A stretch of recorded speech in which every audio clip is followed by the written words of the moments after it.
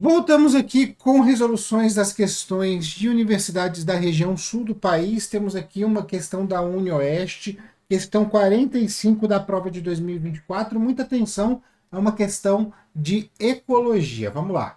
Nas últimas semanas, muitos brasileiros viram os termômetros das cidades atingirem marcas recordes acima dos 40 graus. No sul, temporais inundaram centenas de municípios. No norte e nordeste, registra-se uma grande seca, implicando graves prejuízos à agropecuária e favorecendo a ocorrência de queimadas. O que está acontecendo é explicado pelos efeitos do fenômeno El Niño, também conhecido como El Niño Oscilação Sul. O fenômeno ocorre quando as águas do Pacífico, próximas à linha do Equador, passam por um aquecimento acima do normal. Ele altera a formação de chuvas, a circulação de ventos e a temperatura, impactando de forma diferente as regiões da América do Sul, consequentemente do Brasil, como informa o Instituto Nacional de Meteorologia, o IMET. Apesar de sua importância em escala global, ainda não se sabe com certeza o que provoca o El Niño e as evidências das causas propriamente ditas desse processo ainda não estão bem consolidadas no meio acadêmico. O El Niño de 2023 tem características de Super El Niño pela sua intensidade e deve durar até abril de 2024. Como o El Niño, muitos fenômenos climáticos têm sido monitorados e estudados por cientistas do mundo todo, em busca de um melhor entendimento de suas causas e previsão de suas consequências, como crescente preocupação e alarme sobre a piora das condições de vida no planeta. No futuro, mas já. Dentre as possíveis, não no futuro, mas já. Tá um pouco longe a tela aqui, aí eu dou essas comidas de bola. Dentre as possíveis causas das mudanças climáticas listadas abaixo, qual não é considerada verdadeira? Então, qual é a falsa de todas as que nós vamos ler aqui? Bora lá. A. Produzir alimentos demanda energia, geralmente proveniente de combustíveis fósseis para o funcionamento de equipamentos das fazendas e de barcos pesqueiros. As plantações também emitem gases ao usarem fertilizantes e adubos. O gado produz metano, um poderoso gás do efeito estufa. As emissões também vêm da embalagem e da distribuição de comida. Gente, isso aqui está tudo certo. Eu tenho maquinário agrícola que usa gasolina, muitas vezes, ou diesel, que produz gases do efeito estufa na sua combustão. Na combustão do combustível. Eu tenho os defensivos agrícolas que também eliminam gases e também podem contaminar rios, podem contaminar fontes de água e tudo mais. Eu tenho todo o processo envolvido de transporte desses produtos agrícolas aí, principalmente no Brasil, que a gente tem o transporte rodoviário como principal meio de transporte para as nossas cargas, e obviamente a gente tem mais diesel sendo queimado. Então, assim, não tem nem como falar que a gente não está utilizando fontes de energia que são energias poluentes e que poluem com gases do efeito estufa. E tem a questão dos bovinos também produzindo no seu processo de digestão, né? Eles são ruminantes, o gás metano, que é o pior gás por efeito estufa. Toda correta essa alternativa. A maioria dos carros, caminhões, navios e aviões usam combustíveis fósseis. Isso torna o transporte um dos principais emissores de gases do efeito estufa, especialmente dióxido de carbono, e há cada vez mais necessidade de transporte de pessoas e bens.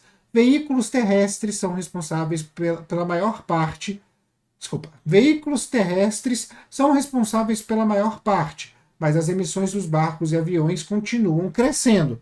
Perfeito, acabei de falar. No Brasil, principalmente, a gente tem um processo de rodovias muito estruturado, Então, o modal do transporte, principalmente do transporte de pessoas e de cargas, ele é muito mais feito, né? O maior utilizado é o modal rodoviário, né? Mas, obviamente, a gente tem outros modais que têm crescimento e que vão também contribuir. Perfeito.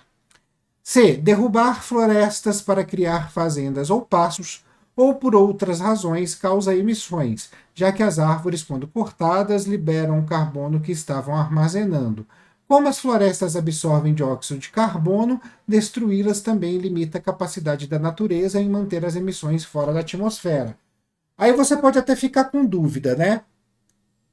Peraí, Thiago, como elas vão liberar o carbono que elas estão armazenando?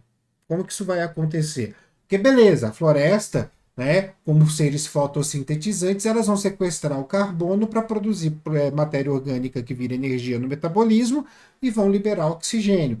Não é a maior produção de oxigênio que a gente tem na natureza, a gente sabe muito bem a questão do fitoplâncton dos oceanos, né? Isso aí, ok, mas essa questão de liberar o carbono, gente, eu estou matando a árvore, eu vou ter produto para decomposição. O processo de decomposição, mas tem a madeira, tá? Exclui a madeira e o resto. E o resto da árvore, né? Você não põe a madeira, você não usa a árvore inteira. Você tem uma série de produtos que vão literalmente parar no lixo, né? Então, a decomposição dessas plantas que são desmatadas, essas árvores que são desmatadas, vai gerar, obviamente, mais gás carbônico no seu processo. Então, perfeito, tá certo também. D. Fábricas e indústrias produzem emissões por causa da queima de combustíveis fósseis para fazer cimento, ferro, aço, eletrônicos, plásticos, roupas e outros bens. Mineração e outros processos industriais também liberam gases no efeito estufa. Gente, perfeito. A gente tem aí regiões ultra industrializadas que possuem a qualidade do ar horrivelmente medida, né? Assim, quer dizer, com medição horrível, né? Não é o processo da medição, não é o problema é o que se mede, né? A qualidade do ar fica péssima, tá? Não tem nem muito o que questionar aí, tá? Aquelas fábricas emitindo gases e gases e gases de efeito estufa, existe até protocolos mundiais para se debater isso, mudar a fonte de energia, mas o fato é que são hoje